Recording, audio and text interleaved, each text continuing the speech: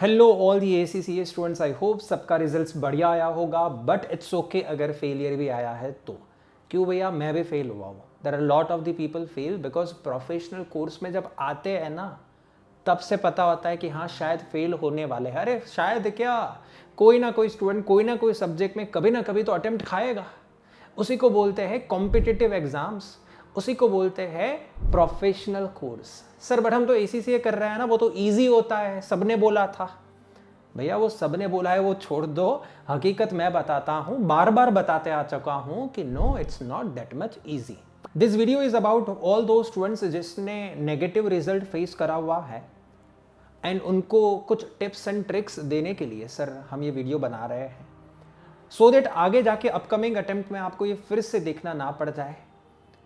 Sir क्या tips है हमारे पास में? सर कुछ स्टडी प्लान बता दीजिए।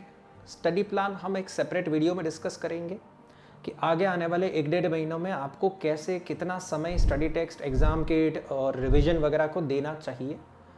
करंटली कुछ बेसिक एंड जनरल टिप्स है कि जो हर एक ACCA स्टूडेंट के लिए काम की है। चलो अभी तो फॉर्चुनेटली पासिंग का रिजल्ट आ चुका है, बट आगे भी तो ख्याल रखना है कि अपने फेल ना होवे। और जो बेचारे अभी यहाँ पे नेगेटिव रिजल्ट से परेशान हैं, उनके लिए तो इम्पोर्टेंट है ही है। सबसे पहला चीज़, सबसे इम्पोर्टेंट चीज़ अगर पास होना है तो, और वो है अपना मोबाइल का स्क्रीन टाइम ज़रा चेक कर लो आप। यस, अगर आपके मोबाइल का स्क्रीन टाइम 3 आवर्स से ज़्यादा का है, मतलब कहीं ना कहीं आप ज़रूरत से ज़्यादा मोबाइल यूज़ कर रहे हो। क्या सॉल्यूशन निकालना वो आप देख लीजिए। बट सर मेरा फ्रेंड तो मेरी तरह ही मोबाइल यूज़ करता था, वो तो पास हो गया। भैया उसका नहीं देखना है, ओके आप अपना देख लीजिए कि if you really want to pass, do you really think आपको अपना मोबाइल कंजम्पशन कम करना चाहिए? अगर हाँ आंसर आ रहा है तो आप सोच लीजिए कि क्या करोगे आप। एंड डोंट टेल मी कि सर हम लेक्चर्स मोबाइल में देखते हैं उसके कारण हमारा मोबाइल कंजम्पशन ज़्यादा है, तो भैया वो चेंज कर दो। ओके सोशल मीडिया का डिवाइस अलग होना चाहिए और लेक्चर्स, प्रोडक्टिविटी डिवाइस अलग होना चाहिए, ठीक है। Next important thing is that कि आप एक चेकलिस्ट बना लो कि अब आने वाले 1.5 महीने में क्या क्या चीज़ें करनी है आपको। एग्जाम किट कितनी बार करनी है, सेक्शन C के राइटिंग प्रैक्टिस कितनी बार करनी है, कप्लान करना, BPP करना, स्टडी हब करना, ये सारा चेकलिस्ट बना दो सर। मॉक टेस्ट कितनी देनी है।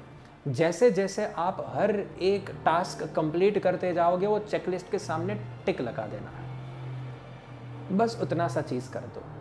चेकलिस्ट रहेगा ना तो आपको पता रहेगा कि क्या क्या आपने कंप्लीट कर दिया और क्या क्या अभी तक करना बाकी है। This is very much important. आपको ही प्रोग्रेस पता चलेगा कि हाउ वेयर यू आर और कितना आपने काम खत्म किया है। तो third important thing is that काफ़ी लोगों के मन में अगर ऐसा है कि सर मैं है ना स्टडी टेक्स्ट तो बढ़िया तरीके से करके गया था, बट एग्ज़ाम की ठीक से नहीं हो पाई थी, तो भैया प्लीज़ अंडरस्टैंड, एग्ज़ाम किट हम सजेस्ट करते हैं कि मिनिमम 2 बार सॉल्व होनी चाहिए, तब जाके कुछ बढ़िया तरीके से आपको सम सॉल्यूशन हो पाएगा। एक और मिस्टेक जो ACCA स्टूडेंट करते हैं और वो होता है मॉक एग्ज़ाम ना देना। सर टाइम नहीं रहा था, एंड मोमेंट में जागे थे, ये सारे के सारे आर्ग्यूमेंट्स आपके अभी साइड में रखो। आने वाली मार्च एग्ज़ाम के अंदर ये आर्ग्यूमेंट्स रिपीट नहीं होने चाहिए, क्योंकि आपको भी पता है ऐसे ही आर्ग्यूमेंट करते जाओगे तो ओके आप मेरे सामने तो आर्ग्यूमेंट करके चले गए कि हाँ सर मेरी कोई गलती नहीं थी, मेरे पास टाइम कम था, नहीं हो पाया था, सर कॉलेज एग्जाम्स थी। पैसे तो आपके जाने वाले हैं, रिजल्ट फेलियर आने के कारण नुकसानी तो आपके पापा की होने वाली है। तो don't just think from the perspective कि आपकी गलती थी या नहीं थी। थिंक फ्रॉम द पर्सपेक्टिव जिसकी भी गलती हो, नुकसान किसका होने वाला है। काफी सारे स्टूडेंट ऐसा बोलते हैं कि सर हमको एग्जाम किट के अंदर वो जो सेक्शन C पूरा का पूरा जो लिखना होता है ना सर, उसमें हम उतना ज़्यादा कंफर्टेबल नहीं थे, इसलिए हमारे मार्क्स नहीं स्कोर हो पाए। तो भैया ये क्या एग्ज़ाम में पहुंचने के बाद तुम्हें पता चला क्या कि तुम्हारा सेक्शन C वीक था, तुम्हारा इंग्लिश वीक था? ये सब कुछ तुम्हें एग्ज़ाम हॉल में जाने के बाद पता चला या पहले से पता था?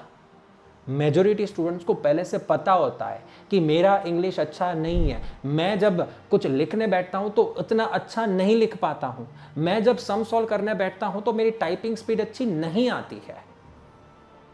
तो जो पहले से पता था आपको कि दीज आर द थिंग्स जहां पे आप वीक हो, तो आपने एक्शन क्यों नहीं लिया?